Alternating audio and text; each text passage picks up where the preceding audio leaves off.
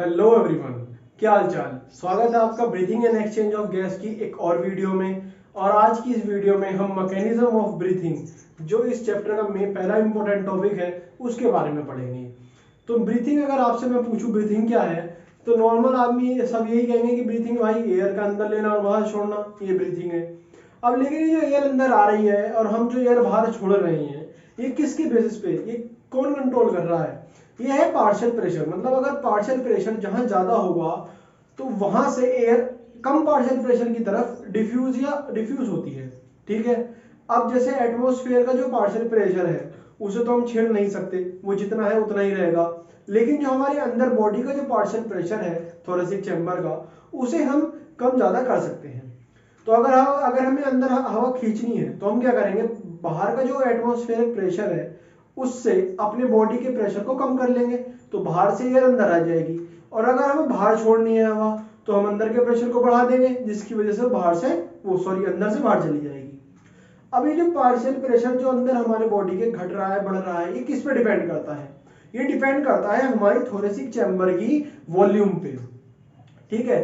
अगर हम वॉल्यूम बढ़ा देंगे तो प्रेशर कम हो जाएगा, तो बाहर से हवा अंदर आ जाएगी। और अब अगर हम वॉल्यूम घटा देंगे तो प्रेशर बढ़ जाएगा, तो अंदर से हवा बाहर चली जाएगी। ठीक है। अब लेकिन ये जो वॉल्यूम घट बढ़ रही है, ये किस पे डिपेंड कर रही है भाई? तो ये दो तरीके की मसल्स पे डिपेंड करती है। वही मैंने यहां लिख रखी है और वही ब्रीथिंग है। देखिए, the alternate contraction and relaxation of mainly two type of muscle. ये दो तरीके की मसल्स हैं, एक तो डायफ्राम मसल और एक इंटरकोस्टल मसल। एक तो हमारा जो डायफ्राम, डोम शेप डायफ्राम जो लंग्स के नीचे प्रेजेंट होता है, एक तो वो वाली मसल। और एक इंटरकोस्टल मसल जो रिब केस के बीच में प्रेजेंट होती हैं। जो बाहर की तरफ होती है वो एक्सटर्नल इंटरकोस्टल, और जो अंदर की तरफ होती है वो इंटरनल इंटरकोस्टल। वो मैं एक डायग्राम से आपको बताता हूं। मान लो ये आपके दो रिब हैं।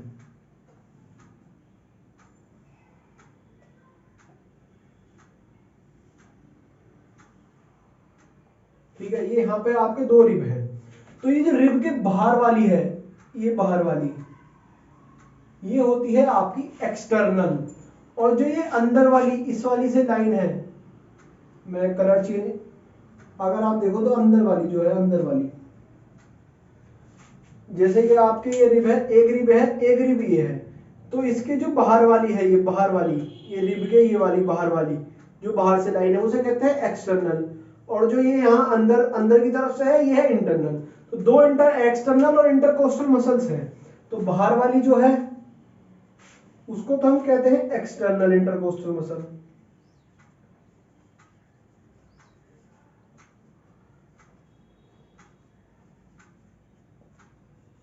Intercostal muscle. और जो अंदर वाली है उसे हम कहते हैं इंटरनल इंटरकोस्टल मसल। दोनों से लाइन होती है, ये अंदर वाली और एक बाहर वाली। Internal intercostal muscle. ठीक है, ये दो मसल हो गई। अगर हम इसमें देखें, जब एक्सटर्नल इंटरकोस्टल मसल्स कॉन्ट्रैक्ट करती है, जब एक्सटर्नल इंटरकोस्टल मसल्स कॉन्ट्रैक्ट करती है तो वॉल्यूम बढ़ता है, और जब रिलैक्स करती है तो वॉल्यूम घटता है। मैं लिख देता हूं यहां पर, फिर इसको समझा रहा हूं एक बार। अगर ये कॉन्ट्रैक्ट करेगी तो क्या होगा, और ये अगर रिलैक्स करेगी तो क्या होगा? अगर ये जब कॉन्टैक्ट करेगी मतलब आपस में भिड़ेंगी, टच होंगी, तो होगी इंक्रीज। इंक्रीज होगा किसमें? थोरेसिक चैम्बर में। ये थोरेसिक वॉल्यूम कुछ भी लिख सकते हैं, चैम्बर या वॉल्यूम, जो मतलब थोरेसिक चैम्बर की वॉल्यूम में इंक्रीज होगा। इंक्रीज इन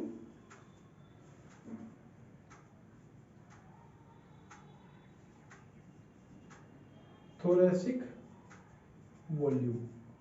और यहां पर क्या होगा? डिक्रीज होगा, डिक्रीज इन थोरेसिक वॉल्यूम। अब समझो इसको कैसे होगी। अब आपका ये रिब्स है, ये दो हाथ मान लो ये रिब्स है, इनके जो एक्सटर्नल इंटरकोस्टल है, यहाँ पर इसकी नॉर्मल पोजीशन है। ठीक है। अब आपने क्या नाम, सांस लेनी है, तो जब ये कांटेक्ट करेंगी तो इनकी वॉल्यूम ऐसे बढ़ेगी। जब ये कांटेक्ट करेंगी तो आपस में ऐसे टच होंगी, ऐसे, तो इनकी ऐसे टच होने से क्या हुई? वॉल्यूम बढ़ गई। और जब ये रिलैक्स होंगी तो वॉल्यूम घट जाएगी। ये बढ़ गई, ये घट गई, ये बढ़ गई, ये घट गई, कॉन्ट्रैक्ट हुई, रिलैक्स हुई, कॉन्ट्रैक्ट हुई, रिलैक्स हुई। तो ऐसे जब ये कॉन्ट्रैक्ट होने पे ऊपर उठेंगी आपस में, जब यहाँ पे जैसे मान लो ये दो हैं, ये दो मसल्स हैं, मतलब रिब्स है, ये दो रिब्स हैं, एक ये वाला, एक ये वाला, अगर ये कॉन्ट्रैक्ट होंगे तो वॉल्यूम बढ़ेगी ना। जब ये दोनों आपस में ऐसे कॉन्ट्रैक्ट होंगे वॉल्यूम बढ़ेगी, ये रिलैक्स होंगे वॉल्यूम घटेगी। तो जब ये एक्सटर्नल इंटरकोस्टल मसल्स आपकी कॉन्ट्रैक्ट होती है तो थोरेसिक चैम्बर जो है उसकी जो वो है वॉल्यूम वो बढ़ेगी, जिसकी वजह से प्रेशर कम होगा। प्रेशर कम होगा तो बाहर से हवा अंदर आ जाएगी। लेकिन जो इंटरनल इंटरकोस्टल मसल्स हैं, जो अंदर की मसल्स हैं, दो रिब्स के अंदर वाली मसल्स है, ये इस साइड मेरे साइड वाली, ये आपके साइड वाली तो एक्सटर्नल हो गई, जो मेरे साइड वाली है वो इंटरनल है। तो जो इंटरनल इंटरकोस्टल मसल्स है उनका हिसाब इसमें उल्टा है। जब वो कॉन्ट्रैक्ट होती है और रिलैक्स होती है तो इसमें इनका उल्टा हिसाब होता है। जब ये कॉन्ट्रैक्ट करेंगी तो जो थोरेसिक वॉल्यूम है वो डिक्रीज करेगी, डिक्रीज इन थोरेसिक वॉल्यूम। और जब ये रिलैक्स करेंगी तो increase in thoracic volume.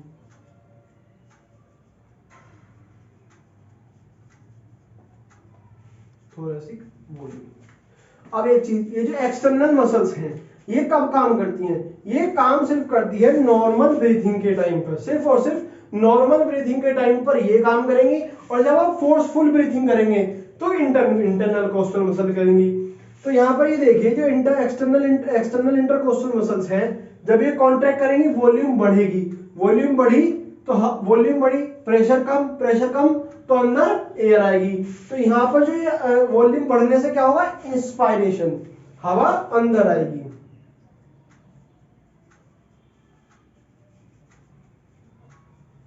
Inspiration होगा, ठीक है। और जब ये वॉल्यूम घटेगी, वॉल्यूम अगर जब घटेगी, रिलैक्स होगी, वॉल्यूम घटेगी तो प्रेशर बढ़ेगा, प्रेशर बढ़ेगा तो बाहर चली जाएगी एयर। तो इस प्रोसेस को कहते हैं हम एक्सपायरेशन, यानी कि हवा का बाहर जाना। और ये जो दोनों चीज हो रही है ये कब होती है? ये होती है जब हम फोर्सफुल ब्रीथिंग करते हैं, जब हम तेजी से, मतलब जब कोई एक्सरसाइज करते समय तेजी से हवा अंदर बाहर करते हैं, तो ये होती है फोर्सफुल ब्रीथिंग के टाइम पर, फोर्सफुल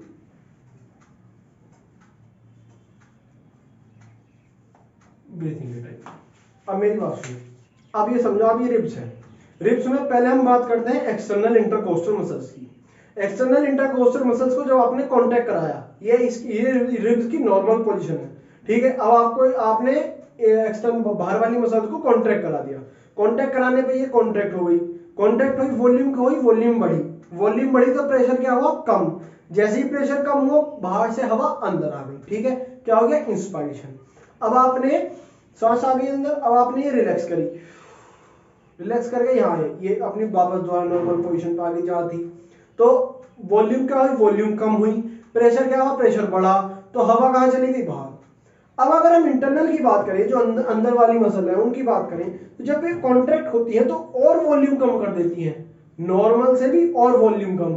जैसी वॉल्यूम कम हुई तो प्रेशर क्या हुआ? प्रेशर बढ़ा। जैसे प्रेशर बढ़ा तो हवा कहां चली गई? बाहर। अंदर का प्रेशर बढ़ गया, कम प्रेशर में चली गई। अब जब आपने रिलैक्स करी है, दोबारा नॉर्मल पोजीशन में आई, तो वॉल्यूम क्या हुई? बढ़ी। जैसे वॉल्यूम बढ़ी तो प्रेशर कम हुआ, प्रेशर कम हुआ तो बाहर की हवा अंदर आ गई। तो इन दोनों में एक्सटर्नल और इंटरनल इंटरकोस्टल मसल्स का काम विपरीत होता है। जब ये कॉन्ट्रैक्ट करेगी तो बढ़ेगा, और ये कॉन्ट्रैक्ट करेगी तो थोरेसिक वॉल्यूम घटेगा। और जब ये रिलैक्स करेगी तो थोरेसिक वॉल्यूम घटेगा, ये रिलैक्स करेगी थोरेसिक वॉल्यूम बढ़ेगा। एक्सटर्नल इंटरकोस्टल मसल, जब आप नॉर्मल ब्रीथिंग कर रहे हो, जैसे खड़े हो, सांस कुछ भी नहीं कर रहे, नॉर्मल ब्रीथिंग, नॉर्मल पोजीशन के टाइम पे एक्सटर्नल काम करेंगी। फोर्सफुल ब्रीथिंग अगर आप करोगे तो उस टाइम पे आपका इंटरनल इंटरकोस्टल मसल्स काम करेंगी, ठीक है। ये तो होगी आपकी इन दो मसल्स की बात और ब्रीथिंग की बात, ये आपके रिब्स हैं। अब मैं एक आपको वो बताता हूँ, एक थोड़ा सा कंसेप्चुअल प्रोसेस टॉपिक है, देखो। चलो इसे हटा के दोबारा बनाता हूँ। ये यहां पर मैं पहले आपका लंग्स बनाता हूं। ये समझो, ये लंग्स हो गए, यहां पर ये हो गया आपका डोम शेप डायफ्राम, ठीक है, ये आपका डोम शेप डायफ्राम हो गया। अब आगे की तरफ यहाँ पर क्या थी, स्टर्नम, कल बताई थी मैंने, और पीछे की तरफ थे आपके वर्टिब्रल कॉलम। तो यहाँ पर आपकी ये पतली स्टर्नम आ गई है, ये आपकी ये पतली स्टर्नम आ गई यहाँ पर। ठीक है, अब स्टर्नम से क्या जा रहे हैं यहाँ पर, रिब्स, ऐसे रिब्स, कहाँ, स्टर्नम आगे, पीछे वर्टिब्रल कॉलम, तो इनसे ऐसे रिब्स अटैच है। मैं दिखाने के लिए आपको सिर्फ यहाँ 2 रिब्स दिखा देता हूँ। ये समझ लो ये रिब्स है, एक रिब यहाँ पर हो गया, 2, एक रिब ये समझ लीजिए यहाँ पर, और ये। ठीक है, ये क्या है आपका डायफ्राम, ये स्टर्नम, ये लंग्स और ये रिब्स। ये देखिए, ये तो होगी आपकी स्टर्नम, ये हो गए आपके रिब्स।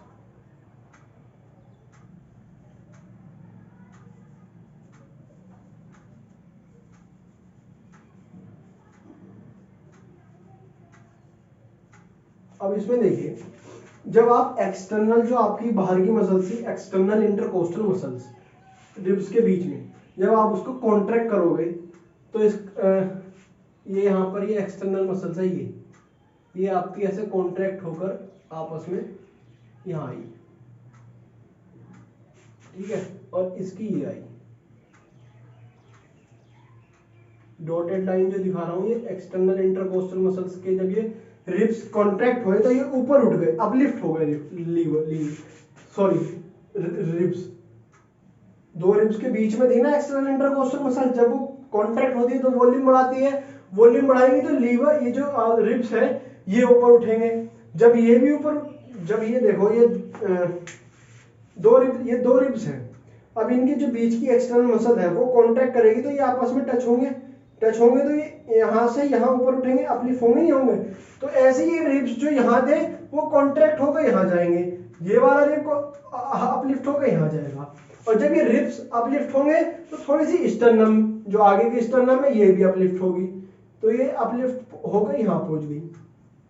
जैसे आप यहाँ खड़े हो, सांस लेते हो तो स्टर्नम भी ऊपर उठेगी, और आपकी जो साइड से ये रिब्स, ऐसे जो रिब्स हैं ये भी ऐसे ऊपर उठेंगे, दोनों चीज ऊपर उठ गई। तो ये जो आपके लंग्स हैं, ये लंग्स आपके पहुंच के यहाँ आ गए, इस जगह।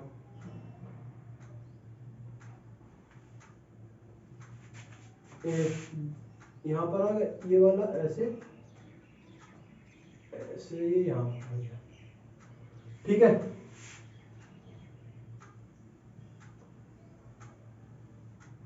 ठीक है। अब ये डायफ्राम है, डायफ्राम आपका फ्लैट हो जाता है ऐसे टाइम पर।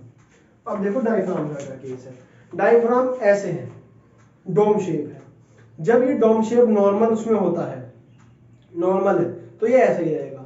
और जब आप ये वो अपलिफ्ट होंगे, ये सब चीज, मतलब आप एक्सटर्नल इंटरकोस्टल मसल कांटेक्ट करोगे, वॉल्यूम बढ़ाओगे, तो वॉल्यूम बढ़ाने के टाइम पे जो डायफ्राम डोम शेप होता है नॉर्मल कंडीशन में, जब वॉल्यूम बढ़ती है तो वो ओवरलैप होकर ऐसे फ्लैट हो जाता है नॉर्मल में ऐसा। और जब वॉल्यूम बढ़ेगी, वॉल्यूम बढ़ाने के लिए, वॉल्यूम बढ़ाने की वजह से जो यहाँ पर, जैसे मान लो यहाँ पर है डायफ्राम, अब इसको वॉल्यूम बढ़ानी है तो ये क्या करेगा, यहाँ से ऐसे नीचे हो जाएगा, तो वॉल्यूम क्या होगी, बढ़ जाएगी, ये फ्लैट हो जाएगा यहाँ से। कैसे, ऊपर, मतलब एक दूसरे के ऊपर ओवरलैप करके, यहाँ से यहाँ ओवरलैप हो जाएगा, ओवरलैपिंग, स्लाइडिंग थ्योरी, स्लाइडिंग की होकर एक दूसरे के ऊपर आकर डायफ्राम आपका फ्लैट हो जाएगा, जिसकी वजह से क्या होगा, यहां से भी वॉल्यूम बढ़ेगी और यहां से भी वॉल्यूम बढ़ेगी। अब मैंने आपको बताया था जो आगे का हिस्सा होता है वो वेंट्रल, पीछे का डोर्सल, ठीक है, साइड का था लेटरल। अब एक चीज और है, जो हमारा ऊपर का हिस्सा है उसे कहते हैं हम एंटीरियर, नीचे के हिस्से को कहते हैं पोस्टीरियर। तो आप ये वाला जो है, ये हो गया आपका एंटीरियर ए, ये हो गया आपका पोस्टीरियर बी। तो डायफ्राम जो ये यहां से यहां तक ये चेंज होगा, इसने जो वॉल्यूम बढ़ाई, और ये रिब्स ने, वो मतलब एक्सटर्नल इंटरकोस्टल मसल्स ने जो कॉन्ट्रैक्ट होकर ये वाली वॉल्यूम बढ़ाई, ये वाली डायफ्राम ने ये बढ़ाई, एक्सटर्नल इंटरकोस्टल मसल्स ने यहां पर भी बढ़ाई और यहां पर भी बढ़ाई, ये वाली बढ़ाई। ठीक है, अब इसको समझो,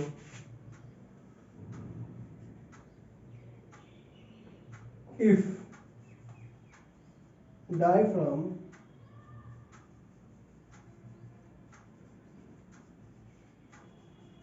मसल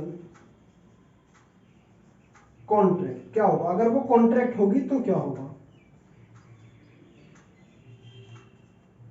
और यहां पर if intercostal muscle ECM intercostal muscle, अगर जो इंटरकोस्टल मसल है अगर वो कॉन्ट्रैक्ट वो सॉरी एक्सटर्नल इंटरकोस्टल मसल जो है अगर वो कॉन्ट्रैक्ट करेगी, external intercostal muscle EIM external intercostal muscle अगर कॉन्ट्रैक्ट करेगी तो क्या होगा? दोनों केस में सुनो, यहां पर ये कॉन्ट्रैक्ट करा इसने एक्सटर्नल, जब डायफ्राम ने कॉन्ट्रैक्ट करा तो भी तो वॉल्यूम बढ़ी, पहले वॉल्यूम सिर्फ यहां तक थी, ये कॉन्ट्रैक्ट करके फ्लैट हो गया तो वॉल्यूम इतनी बढ़ गई, पहले वॉल्यूम यहां तक थी, ये कॉन्ट्रैक्ट करके यहां पहुंच गई, तो दोनों में ही वॉल्यूम बढ़ेगी। अगर ये होगा तो इंक्रीज होगा वॉल्यूम, इंक्रीज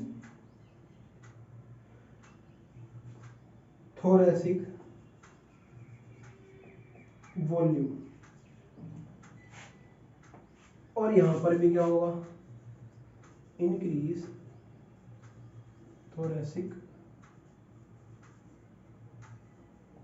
वॉल्यूम, दोनों में क्या होगा? थोरेसिक वॉल्यूम बढ़ेगी।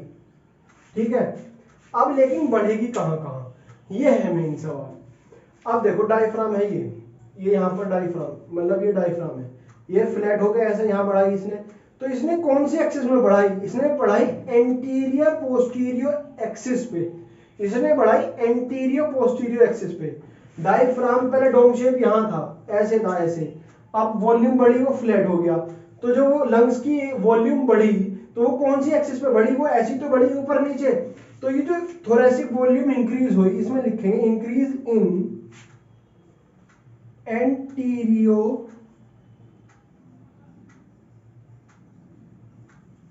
पोस्टीरियर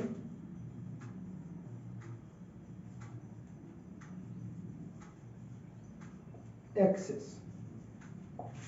जो ये थोरेसिक वॉल्यूम इंक्रीज हुई इसके कॉन्ट्रैक्ट होने की वजह से, वो कहां पर हुई?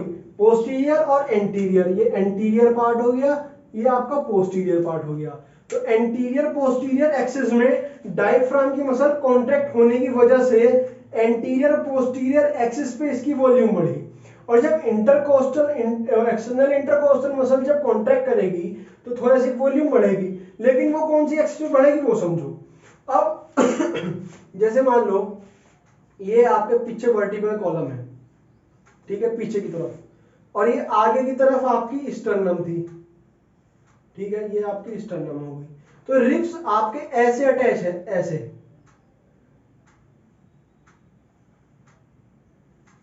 ऐसे, ठीक है, ये रिब्स आपके एक्स से अटैच है, वेंट्रल और डोर्सल, ठीक है, वेंट्रल और डोर्सल अटैच है, तो जब ये आपकी ये थोरेसिक वॉल्यूम को कॉन्ट्रैक्ट हुई तो ये बढ़ी कहां पर? ये बढ़ी डोर्सो वेंट्रल एक्सिस में, डोर्सो और वेंट्रल एक्सिस में, तो इसने जो यहां पर जो आई एक्सटर्नल इंटरकोस्टल मसल जो कॉन्ट्रैक्ट हुई उसकी वजह से जो थोरेसिक वॉल्यूम बढ़ी वो कहां पर बढ़ी? Thoracic volume increase in